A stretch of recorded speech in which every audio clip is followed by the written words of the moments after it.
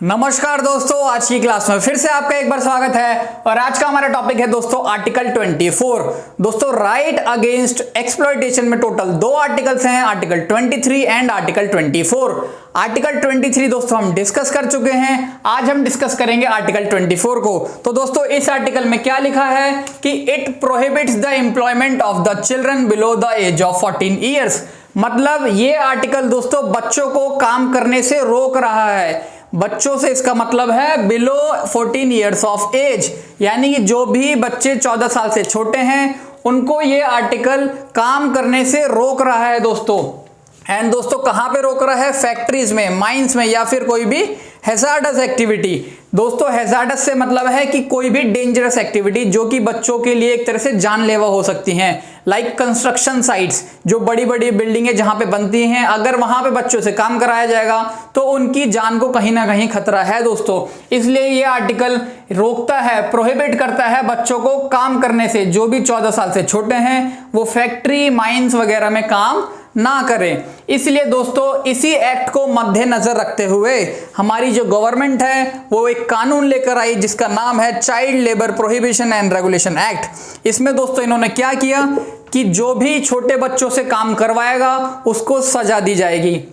मतलब इसको punishable offence बना दिया गया कि बच्चों से कोई काम ना करवाए। वरना दोस्तों चाइल्ड लेबर हमारे देश में पहले बहुत ही ज्यादा था, बट जब से कानून आया है चीजें धीरे धीरे कम होने लगी दोस्तों।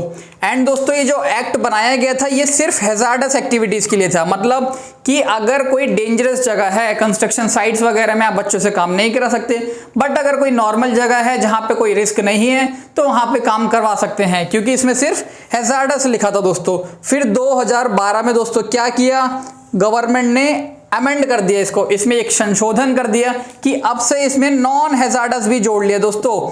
मतलब अब से बच्चों से कोई काम करवा ही नहीं सकता। इन्होंने टोटल प्रोहिबिशन कर दिया, ना ही हैजार्डस ना ही नॉन हैजार्डस, मतलब कहीं भी बच्चों से काम नहीं करवा सकते।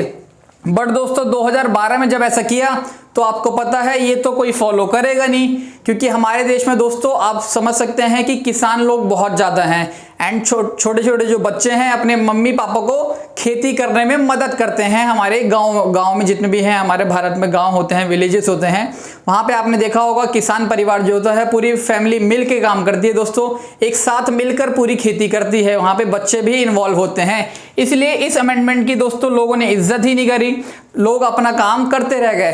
तो दोस्तों सरकार ने फिर दोबारा से अमेंड किया। सरकार को लगा जब हमारे रूल को कोई फॉलो ही नहीं कर रहा तो इससे अच्छा उसमें थोड़े से चेंजेस कर देते हैं। तो सरकार ने दोस्तों 2016 में फिर से अमेंड कर दिया इसी एक्ट को। इसमें इन्होंने क्या बोला कि हैजार्डस में नहीं कर सकते काम, मतलब जो डेंजरस है वहां तो बिल्कुल भी नहीं कर सकते बच्चे काम। एंड नॉन हैजार्डस में भी दोस्तों नहीं कर सकते, बस इसमें थोड़े से एक्सेप्शन डाल दिए, 2 एक्सेप्शन डाल दिए दोस्तों इन्होंने कि ऐसी सिर्फ 2 ही जगह हैं जहां पे बच्चे काम कर सकते हैं, एल्स नॉन हैजार्डस में भी बच्चे काम नहीं कर सकते। तो दोस्तों वो जो एक्सेप्शन है वो क्या है, मैंने यहाँ लिखी हुई है। सबसे पहला एक्सेप्शन है दोस्तों फैमिली बिजनेस। आपको पता है अभी मैंने जैसे खेती की बात करी ऐसे ही बाकी फैमिली बिजनेसेस भी होते हैं, तो वहां पर भी बच्चे काम कर सकते हैं दोस्तों। बट इसमें एक लाइन और ऐड कर दी कि आफ्टर स्कूल आवर्स, मतलब जब स्कूल की छुट्टियां हो जाती हैं, जब स्कूल से बच्चे घर आ जाते हैं उसके बाद ही बच्चे काम कर सकते हैं। ऐसा ना हो कि माँ बाप छुट्टी करवा के स्कूल का मतलब एक तरह से उनका भविष्य खराब कर रहे हैं, उनको पढ़ने ही नहीं दे रहे। इसलिए गवर्नमेंट ने ये प्रोविजन डाला दोस्तों कि स्कूल आवर्स के बाद ही आप उनसे काम करवा सकते हैं, वो भी सिर्फ और सिर्फ फैमिली बिजनेस दोस्तों। होटल्स एंड डोमेस्टिक सर्वेंट ये सब गवर्नमेंट ने बैन कर दिया था 2006 में। 2006 में इन्होंने क्या बोला, कहीं भी ढाबा, होटल या फिर कोई भी अपने घर में नौकर नहीं रह सकता 14 साल से छोटे बच्चों को। एंड दोस्तों पहले एक्सेप्शन तो दोस्तों इसमें ये था कि family business after school hours.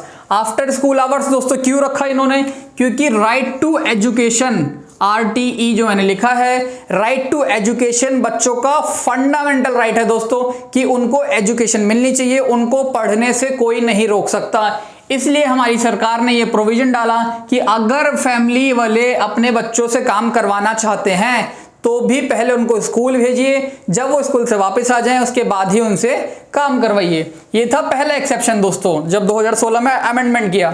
दूसरा एक्सेप्शन है दोस्तों एंटरटेनमेंट इंडस्ट्री। जो बच्चे मूवीज में काम करते हैं, टीवी सीरियल्स में काम करते हैं, उनके लिए भी ये एक्सेप्शन है कि वो लोग ये काम कर सकते हैं, उसको चाइल्ड लेबर कंसीडर नहीं किया जाएगा दोस्तों। इस एक्ट के तहत, इस अमेंडमेंट में ये 2 एक्सेप्शंस डाल दिए जो मैंने अभी आपको बताया। एंटरटेनमेंट इंडस्ट्री में दोस्तों लोग समझते हैं कि मतलब इसमें जान को कोई ऐसा जितना खतरा नहीं है, ये एक तरह से टैलेंट के ऊपर होता है। अगर बच्चे में टैलेंट है तो उसको एक तरह से, क्योंकि अगर टैलेंट है दोस्तों, अगर वो बचपन से ही कुछ करेगा तो आगे चल के वो इस फील्ड में और भी एक्सपर्ट हो जाएगा, इसलिए दोस्तों ये एक्सेप्शन डाला गया।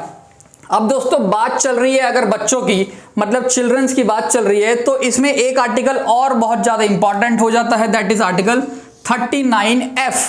दोस्तों ये डीपीएसपी है, मतलब directive principle of state policy. DPSP का मतलब होता है, इसमें ऐसे आर्टिकल्स लिखे हैं कि मतलब ये जो आर्टिकल्स हैं ये सरकार को एक डायरेक्शन प्रोवाइड करते हैं कि जब जब सरकार कोई भी कानून बनाए तो एक बार डीपीएसपी पे नजर मार ले। डीपीएसपी के हिसाब से ही सरकार को कानून बनाने होते हैं दोस्तों। तो दोस्तों जो आर्टिकल 39F है, इसमें लिखा है कि बच्चों को, मतलब ये स्टेट की जिम्मेदारी है, ये गवर्नमेंट की जिम्मेदारी है कि बच्चों को हर एक अपॉर्चुनिटी मिले कि वो अपना हेल्दी डेवलपमेंट कर सकें, यानी कि बच्चे अपने आप को अच्छे से डेवलप कर सकें, फुल्ली डेवलप कर सकें अपने आप को। इतनी अपॉर्चुनिटीज उनको मिलनी चाहिए, एंड ये अपॉर्चुनिटी देने की जिम्मेदारी किसकी है? हमारी गवर्नमेंट की है, हमारे स्टेट की है दोस्तों। एंड दूसरा पॉइंट इसी आर्टिकल में है दोस्तों, प्लस उनको एक तो अपॉर्चुनिटी दो, प्लस उनको प्रोटेक्शन प्रोवाइड करो। Protection mental and social exploitation से, मतलब कोई उनका मेंटली एंड सोशली शोषण ना कर सके, इसलिए दोस्तों ये प्रोविजन इस आर्टिकल में डाला गया।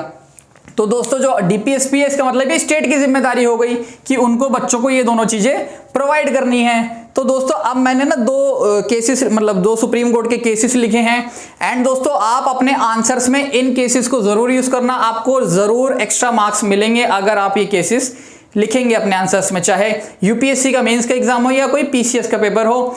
अगर आप सुप्रीम कोर्ट की जजमेंट्स को उसमें लिखेंगे तो दोस्तों आपको बाकी बच्चों के मुकाबले एक्स्ट्रा मार्क्स मिलेगा, ये मैं आपको गारंटी देता हूं। तो दोस्तों पहला केस है एमसी मेहता वर्सेस तमिलनाडु, यानी MC Mehta versus state of Tamil Nadu. इस केस में, इसको दोस्तों शिवकाशी केस नाम से भी जाना जाता है। इसमें दोस्तों क्या हुआ कि एमसी मेहता साहब ने पिटीशन दाखिल करी सुप्रीम कोर्ट में। उन्होंने बोला कि तमिलनाडु में एक फायर क्रैकर फैक्ट्री है जहां पे पटाखे बनाए जाते हैं, वहां पर दोस्तों बच्चों से काम करवा रहे थे, क्योंकि बच्चों के हाथ छोटे छोटे होते हैं, कोमल से हाथ होते हैं बच्चों के, तो पटाखों में बारूद भरने के बहुत काम आ रहे थे। तो बहुत ही बड़ी संख्या में बच्चों से काम करवाया जा रहा था दोस्तों। तो एमसी मेहता साहब ने पिटीशन फाइल कर दी सुप्रीम कोर्ट में कि सुप्रीम कोर्ट कृपया करके यहाँ पर आप इस प्रॉब्लम को सॉल्व करिए, क्योंकि ये बच्चों की जान से रिलेटेड है दोस्तों। प्लस आर्टिकल 24 कहता ही है कि हैजार्डस एक्टिविटीज में बच्चों को इन्वॉल्व नहीं करना। तो दोस्तों ये जो हमारा केस है, फिर सुप्रीम कोर्ट यहाँ पर उस चीज को रोक देती है। एंड यहाँ पर क्या, इस केस को दोस्तों आप कहाँ पे यूज कर सकते हैं? एम्प्लॉयमेंट रिलेटेड में, कि सुप्रीम कोर्ट ने भी बीच में एंट्री ली थी एंड इसके जो बच्चों का एम्प्लॉयमेंट था फायर क्रैकर इंडस्ट्री में, उसको रोका था। MC Mehta versus state of Tamil Nadu. अब जो दोस्तों दूसरा केस है ये और भी ज्यादा इंपॉर्टेंट है, Gaurav Jain versus Union of India case 1992। इस केस में दोस्तों क्या हुआ कि मैं आपको एक एग्जांपल देता हूं। सपोज अगर हमारे देश में आपको पता है कोई सा भी प्रोफेशन कर सकता है। अब मान लीजिए कोई महिला प्रोस्टिट्यूट है, आप लोगों को प्रोस्टिट्यूट का मतलब पता ही होगा। तो दोस्तों ये भी वो महिला अपनी मर्जी से है। प्लस मान लीजिए अगर उसका कोई बच्चा है, उसके बच्चे को दोस्तों सब लोग चढ़ाएंगे फिर तो कि तेरी मम्मी कैसा काम कर रही है। आपको पता है कि हमारे जो सोसाइटी है ऐसे मतलब अगर ऐसा कोई केस होता है कि किसी की मम्मी अगर प्रोस्टिट्यूट है तो उस बच्चे को जीने ही नहीं देते चैन से, उसको मेंटली बहुत परेशान करते हैं, सोशली बहुत परेशान करते हैं। एक तरह से वो बच्चा अंदर ही अंदर घुट रहा होता है कि सब लोग मेरे को ऐसा क्यों बोल रहे हैं, मेरी मम्मी ऐसा क्या काम कर रही है कि सब लोग मेरे को इतना टॉर्चर कर रहे हैं। तो दोस्तों गौरव जैन साहब ने पिटीशन फाइल करी सुप्रीम कोर्ट में कि सुप्रीम कोर्ट फिर से आप एक बार मार्गदर्शन करिए हमारा कि सिर्फ एम्प्लॉयमेंट के केस में ही बच्चों का एक्सप्लॉयटेशन नहीं होता, मेंटली एंड सोशली भी बच्चों को एक्सप्लॉयट किया जाता है, उनका शोषण होता है। एंड दोस्तों उन्होंने बोला कि ये गवर्नमेंट की जिम्मेदारी है, ये स्टेट की जिम्मेदारी है कि बच्चों को प्रोटेक्शन प्रोवाइड करे मेंटल एंड सोशल एक्सप्लॉयटेशन से। उन्होंने बोला कि अगर किसी की मम्मी प्रोस्टिट्यूट है तो क्या सोसाइटी उनको चैन से जीने ही नहीं देगी? अगर वो प्रोस्टिट्यूट है तो उनका कोई ना कोई रीजन रहा होगा। तो ऐसा तो है नहीं दोस्तों कि उस बच्चे की क्या गलती, बच्चे को तो चैन से जीने देना चाहिए, ऐसा इन्होंने सुप्रीम कोर्ट में बोला। तो दोस्तों सुप्रीम कोर्ट ने फिर गवर्नमेंट को फटकार लगाई कि कृपया करके चाइल्ड डेवलपमेंट सेंटर्स बनाइए, ऐसे सेंटर्स बनाइए जहां पे इस टाइप के बच्चों की काउंसलिंग हो सके, उनको मेंटली एंड सोशली एक्सप्लॉइट ना करें, कृपया करके उनकी काउंसलिंग करें ताकि वो मेंटली फिट रह सकें। इसलिए चाइल्ड डेवलपमेंट सेंटर्स बनाए। ये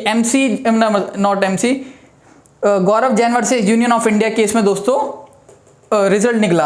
अब अगला है दोस्तों, अब आपने देखा कि पहला था एम्प्लॉयमेंट से रिलेटेड MC मेहता, अगला है ये जो मैंने बताया ये था मेंटल एंड सोशल।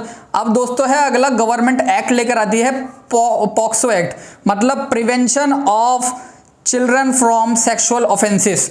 इस एक्ट में दोस्तों क्या हुआ कि गवर्नमेंट ने सबसे पहले तो यहाँ पे चिल्ड्रन की डेफिनेशन ही बदल दी। इन्होंने बोला बच्चों का मतलब है 18 साल से छोटे बच्चे। इन्हें यहाँ पर दोस्तों 14 था एम्प्लॉयमेंट के केस में, बट अगर सेक्सुअली बच्चों को एक्सप्लॉइट किया जा रहा है तो उस केस में बच्चों की डेफिनेशन बदल गई, 14 साल नहीं, अब बच्चों का मतलब है 18 साल। एंड दोस्तों इसको जेंडर न्यूट्रल रखा गया, मतलब चाहे किसी लड़की का सेक्सुअली एक्सप्लॉइट करना या फिर किसी लड़के का, दोनों केसेस में सजा होगी दोस्तों। एंड मैक्सिमम सजा दोस्तों इस केस में रखी है डेथ सेंटेंस।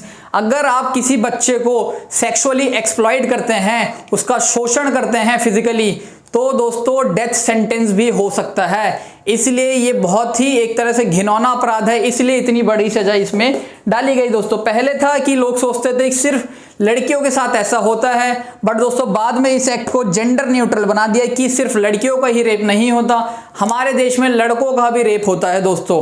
ये इतनी घिनौने काम जो करते हैं उनको शर्म भी नहीं आती, पता नहीं कहाँ से उनके अंदर इतना उनकी दिमाग को पता नहीं क्या हो जाता है कि ये सब हरकतें करने लगते हैं। तो दोस्तों आप ये 3 चीज समझिए। पहला MC मेहता जिसमें एम्प्लॉयमेंट से रिलेटेड बात हुई, मतलब बच्चों के ऊपर ही पूरा फोकस है दोस्तों आज की क्लास में। पहला एम्प्लॉयमेंट से रिलेटेड MC मेहता। दूसरा गौरव जैन में क्या हुआ दोस्तों, मेंटल एंड सोशल पे ध्यान दिया गया इस केस में।